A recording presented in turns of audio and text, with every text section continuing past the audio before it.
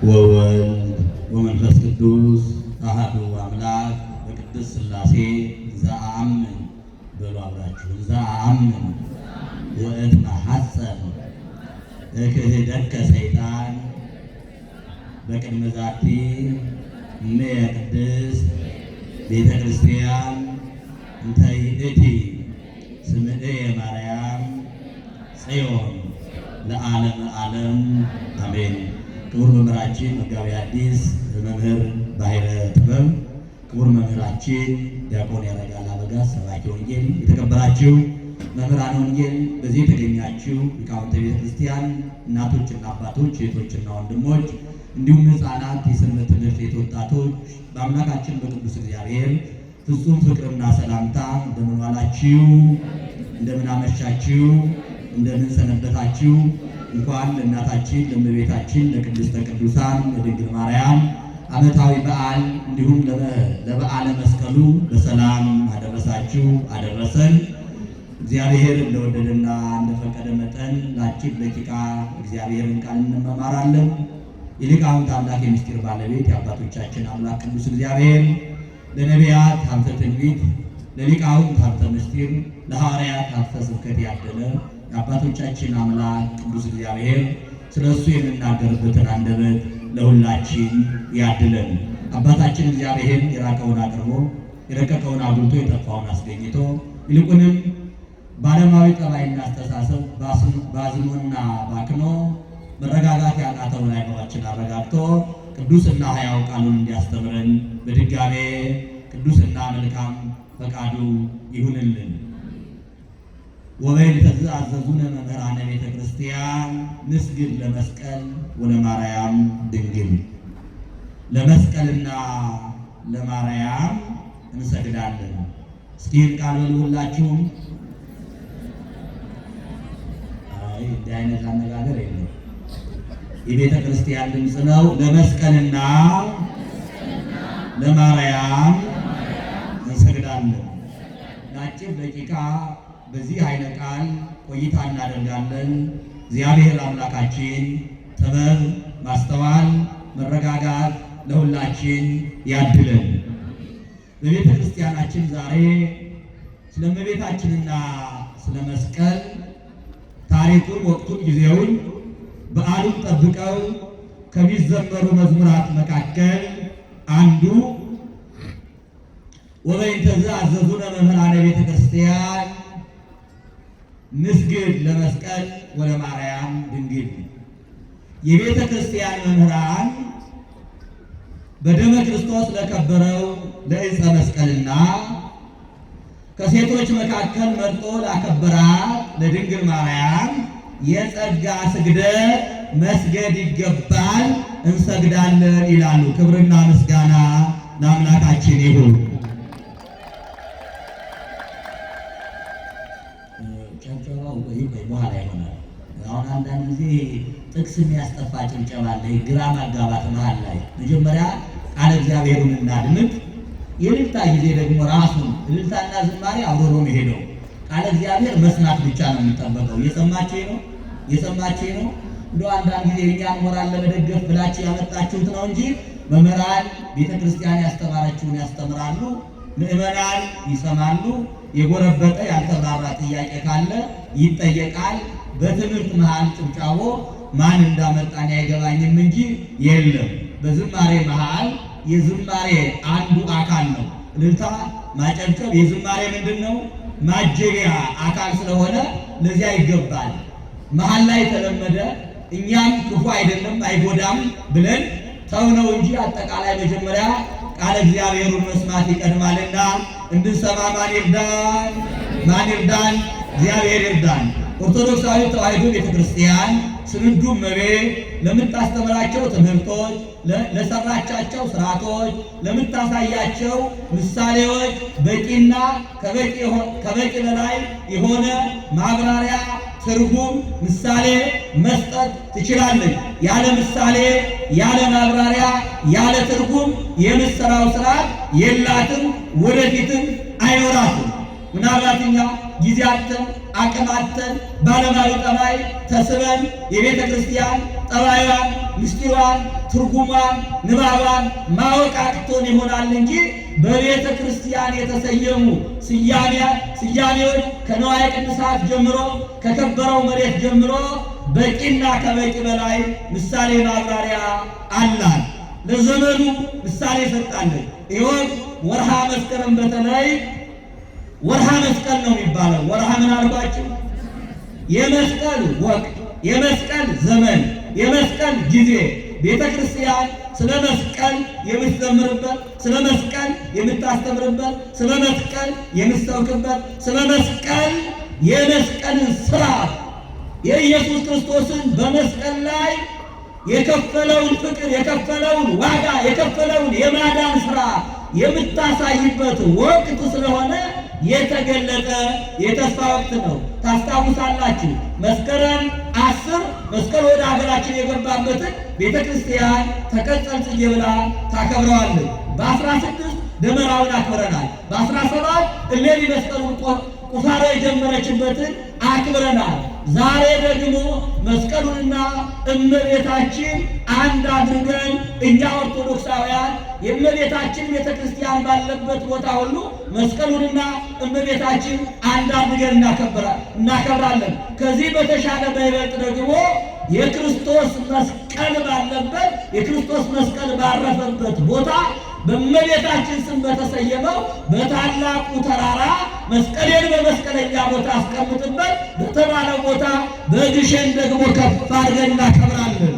የተወደዳችሁ ክርስቲያኖች፣ ዛሬ ብዙ ክርስቲያኖች በዚያ ቦታ ሆነው ያከብራሉ።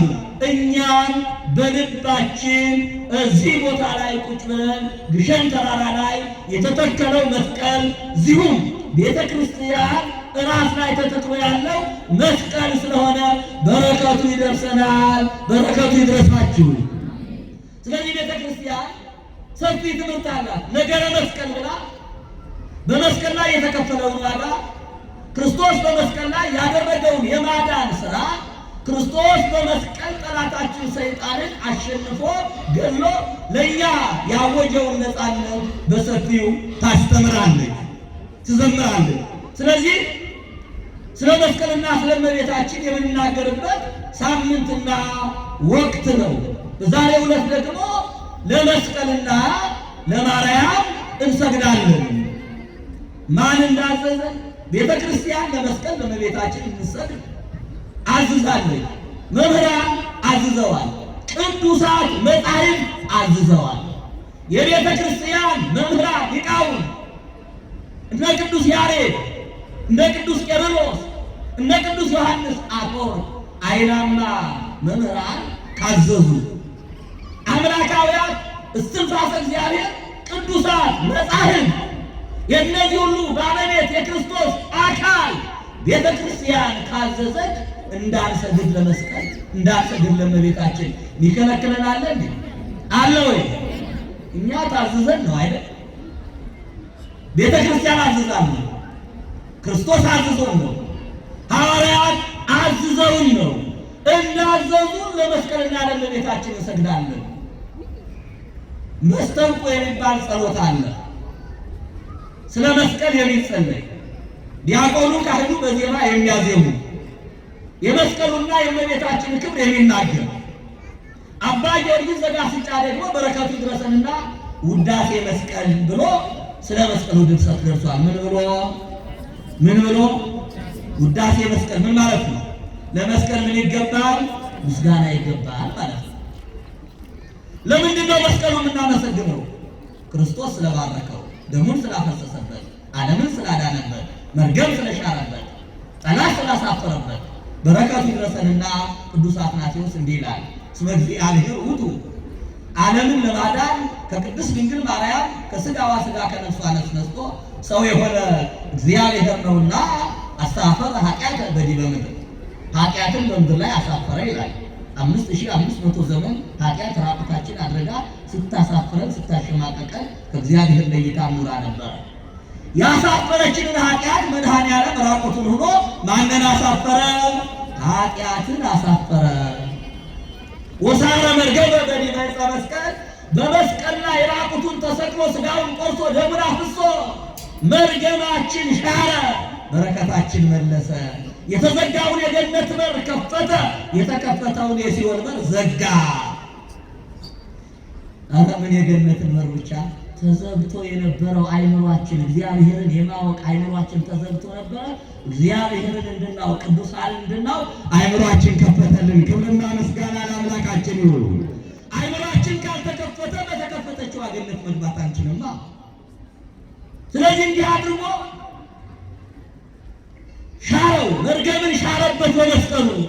ስለዚህ በረከት የተገኘበት፣ መርገም የተሻረበት፣ እርቅ የተፈጸመበት፣ የሕይወት ማዕዳችን የተዘጋጀበት ስለሆነ መስቀልን እናከብረዋለን፣ እንሰግድለታለን። አባ ጊዮርጊስ ዘጋስጫ እንዲህ ሁሉ ሊቃውንት ስለ መስቀሉ ድርሰት ደርሰዋል እና መስተንቁ በሚባለው ጸሎት ላይ መምህራነ ቤተ ክርስቲያን ለመስቀልና ለእመቤታችን እንድንሰግድ ያዝዛሉ ይላል። በአፄ ዘርዓ ያዕቆብ በአፄ ዳዊትና በተለይ አባ ጊዮርጊስ ዘጋስጫ በነበረበት ዘመን ላይ ሶስት ነገሮች አከራካሪ ሆነው ተነስተዋል። አንደኛ ስዕል፣ የእመቤታችን ስዕል፣ ሁለተኛ መስቀል፣ ሶስተኛ እመቤታችን።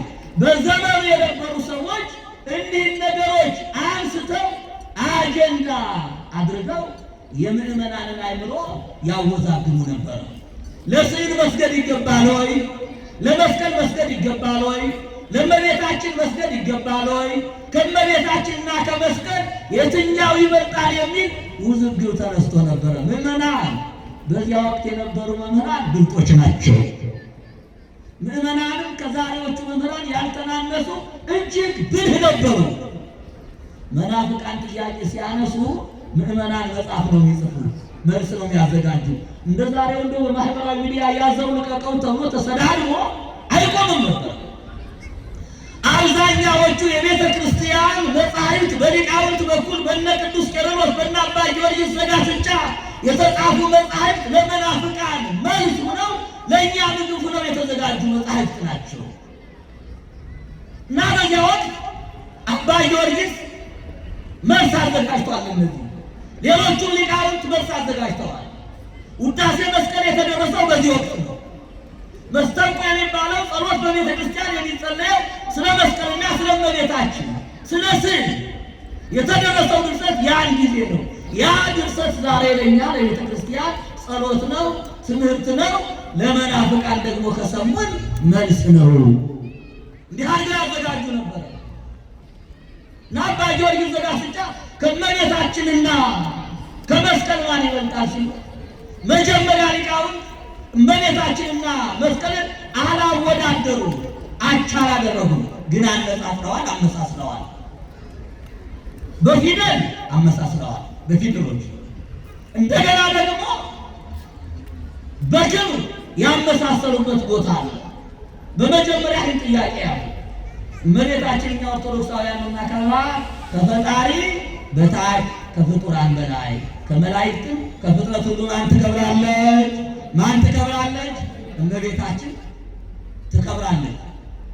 ዋልቦ ዘይከብር እምኔሃ እንታይተ እግዚአብሔር፣ ከእግዚአብሔር በታች ከእመቤታችን የከበረ ፍጥረት በሰማይ ካሉ ፍጥረታት በምድርም ካሉ ፍጥረታት የለም።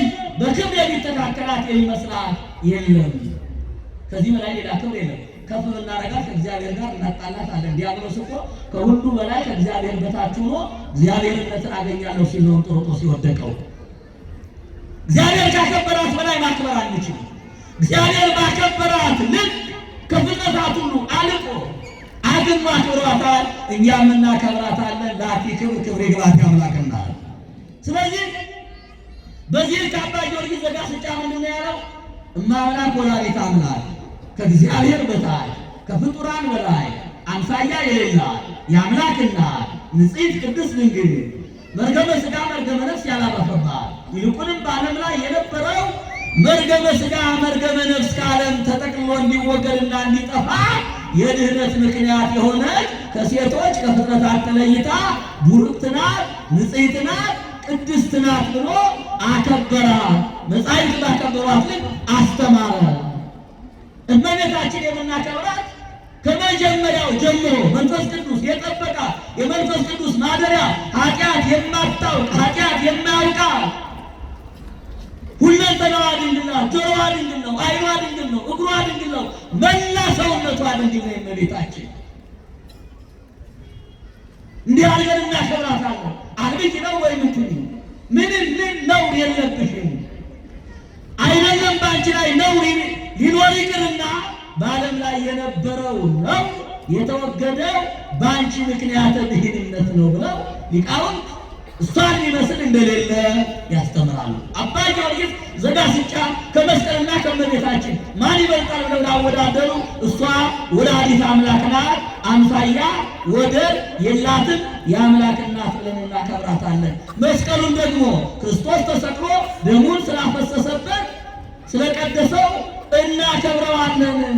ሰይጣን ስላፈረበት እኛ ስለዳንበት ክርስቶስ ከእጽዋት ሁሉ ለይቶ ያከበረው ስለሆነ መስቀሉን በዚህ ልክ እናከብረዋለን ይላል። መስቀሉና እመቤታችን የምናነጻጽርበት የምናመሳስልበት ግን ክርስቶስ በመስቀል ላይ ከ6 ሰዓት እስከ 9 ሰዓት መስቀሉ ተሸክሞታል። እመቤታችን ደግሞ 9 ወር ከ5 ቀን በማህፀኗ ተሸክመዋለች። መሸከም ብቻ አይደለም ወልደዋለች። መውለድ ብቻ አይደለም፣ ከወለደች በኋላ እሳቱን አዘለችው፣ እሳቱን አጠባችው፣ እሳቱን ዳሰሰችው፣ አላቃጠላትም። ለምን አትሉ? አማኝ አይደለችም እመቤታችን። አማኝ አይቃጠል። ቶማስማ እንግዲህ አንድ የሚነካው ኩንትር እኮ ነው ያለው። ሰሎሜም እኮ ባለማመን ነክታ ተቃጥላለች። እመቤታችን ግን አልተቃጠለችም። ለምን? ከእግዚአብሔር ዘንድ ተልከው የነገሩሽን የምታምኚ ምንድን ነሽ ይላል? ብፅዕት ነሽ። የእምነት እናታችን ናት እመቤታችን። ይሁንልኝ ይደረግልኝ እንደ ቃልህ ብላ የተቀበለች አማኝ ናት እመቤታችን። ስለዚህ እንዲህ አድርጋ ወልዳዋለች፣ ታቅፋዋለች። ስለዚህ ለእሷ ደግሞ እንሰግድላታለን፣ እናከብራታለን፣ እንወዳታለን። አባ ሕርያቆስ እንዲያደርግልን ማርያም ሆይ ስለዚህ ነገር እንወድሻለን፣ እውነተኛ መብል እውነተኛ መጠጥ አስገኝተሽልናልና ይላል። ስለዚህ እመቤታችን በዚህ ልክ እናከብራታለን ብለው ሌሎቹ መጻሕፍትና አባ ጊዮርጊስ ዘጋስጫ መልስ ሰጥተዋል። መስቀሉም ዙፋኑ ስለሆነ እመቤታችንም ዙፋኑ ስለሆነ እናመሳስላለን እንጂ የእመቤታችን ክብር የተለየ ነው፣ ከሁሉ በላይ ነው።